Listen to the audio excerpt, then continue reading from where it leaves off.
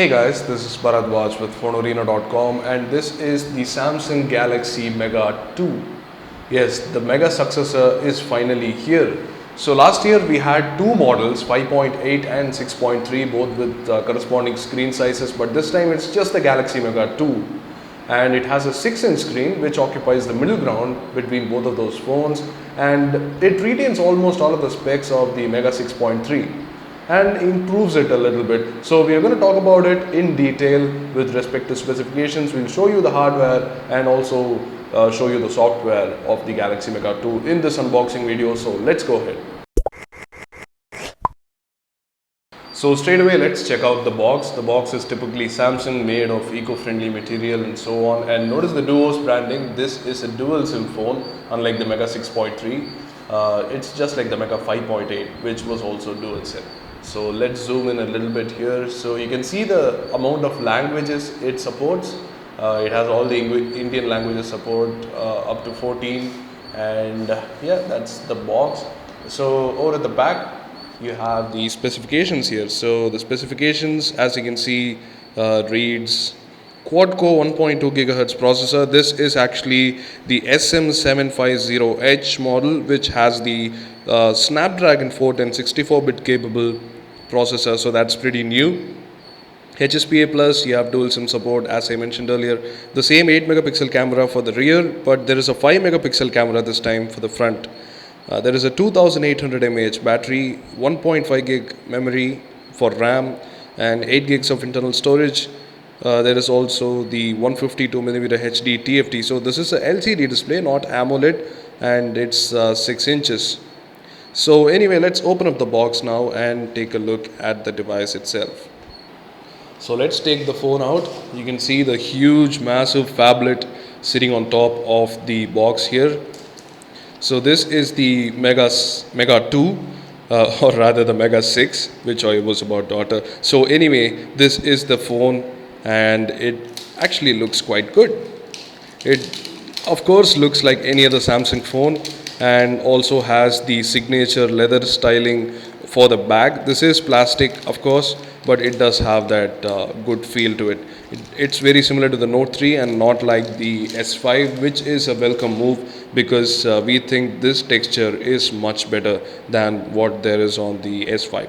And it is weird to note that the stitching, which is obviously fake, is only till the side of the device and not at the top and the bottom. It looks weird, but yeah, that's the design decision that they have made. So anyway, we are going to talk more about the device in detail, but let's first quickly go through the other box contents. So you have this quick start guide. You have the earphones, the micro USB cable, both in white. We are not sure why. And then you have the huge battery, which is also, not traditionally huge, but narrow and longer. The capacity is 2800 mAh, as we mentioned earlier.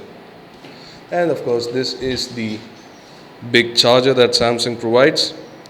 0.3 amps output, or rather 1.55 amps output, sorry about that. So this is the USB charger that they give inside the package. So anyway, let's talk about the phone now. This phone is really big, as you can see. This has a 6-inch screen, 6-inch 720p screen. That's the one on the front. There is the hardware home button, and you have the capacitive buttons by the side.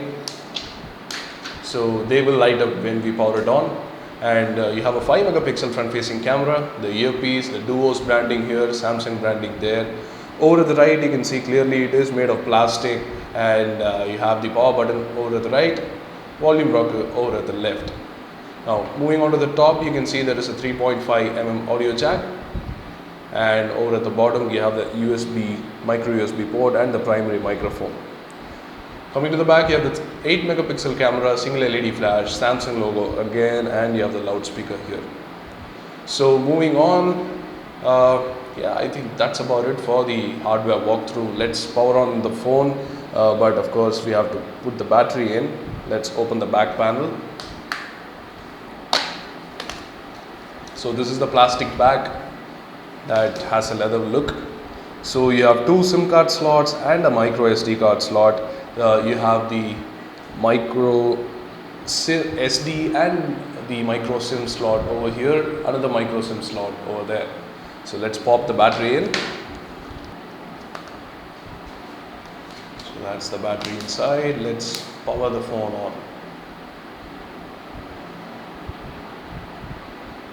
The display seems to be highly reflective and kind of uncharacteristic of other Samsung devices. We have not seen many reflective screens from Samsung, but this is highly reflective. You can completely see the camera, you can see the ceiling and so on. So I don't know how it's going to work out in the outside, and considering that this is a TFT LCD, not the regular AMOLED screen that Samsung usually provides. But anyway, we're just gonna skip everything. One good thing about these huge phablets is the typing is extremely easy. It's almost as if you have a physical keyboard in there. It's so easy and so big that even big fingers can, easily use it. So I'm just gonna skip everything. There is a lot to set up in the Samsung UI because of TouchWiz. That's how it is all the time. Display is still bright. Yeah, this is good enough. So the reflectiveness is kind of mitigated by the display brightness, but still we feel it's extremely bright and also very normal looking display when it comes to Samsung devices. So this is a LCD screen as mentioned earlier and has a 720p resolution, and we are sad to say that the scaling this time is not perfect. So it's just like the 5.8, not the 6.3. The 6.3 had really good scaling, but it seems like Samsung has not gone for the adjustments this time. Everything looks big on the 6-inch screen. So yes, that's about it for the look at the Samsung Galaxy Mega 3 in terms of hardware. In terms of software, you can see in the about page that it's running on the latest version of Android 4.4.4, not L of course, not even sure if you can see it. It's very hard to see it.